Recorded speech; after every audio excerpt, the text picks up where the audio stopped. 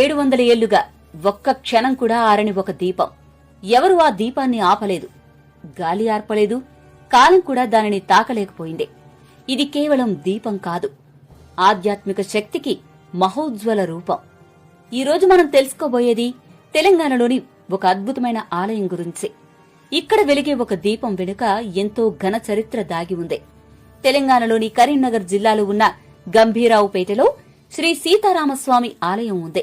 ఈ ఆలయం 1314వ సంవత్సరంలో కాకతీయుల చివరి రాజు ప్రతాపరుద్రుడు నిర్మించాడని ఇదే గుడిగంటపై చెక్కిన శాసనం చెబుతోంది. కాని ఈ ఆలయాన్ని ప్రత్యేకంగా నిలబెట్టింది ఓ దివ్య జ్యోతి. అదే నందదీపం. ఆలయం నిర్మాణం సమయంలో వెలిగించిన ఈ దీపం ఇప్పటికీ అంటే దాదాపు 700 సంవత్సరాలుగా నిరంతరం వెలుగుతూనే ఉంది. అవును, 7 శతాబ్దాలుగా ఈ దీపం కొండెక్కలేదు. అప్పుడు రాజులు ప్రజల నుంచి వసూలు చేసిన పన్నుల్లో కొంత భాగాన్ని ఈ దీపానికి నూనె కోసం వినియోగించేవారట. కాలం మారింది, రాజ్యాలు అంతరించాయి, కాని దీపం మాత్రం ఆగలేదు. ఇప్పుడు గ్రామస్తులు, భక్తులు దీన్ని కొనసాగిస్తున్నారు. స్థానికుల నమ్మకమేంటంటే ఈ నందదీపం వెలుగుతూనే ఉన్నంతకాలం వారి గ్రామంలో సుఖశాంతులు కొనసాగుతాయని విశ్వసిస్తారు.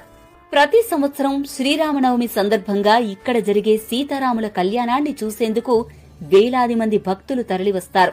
ఆలయం ఎదురుగా ఉన్న 16 స్తంభాల రాతి కళ్యాణ మండపం ఇంకా ఒక ప్రత్యేక ఆకర్షణగా నిలుస్తోంది. ఇంతకాలం దీపం ఎలా ఆరలేదు? అది కేవలం మనుషుల కృషేనా, లేక దైవశక్తి కాపాడుతున్న అద్భుతమా అంటే అంతా ఆ దైవలీలా అని స్థానికులు ఘంటాపదంగా చెప్తున్నారు.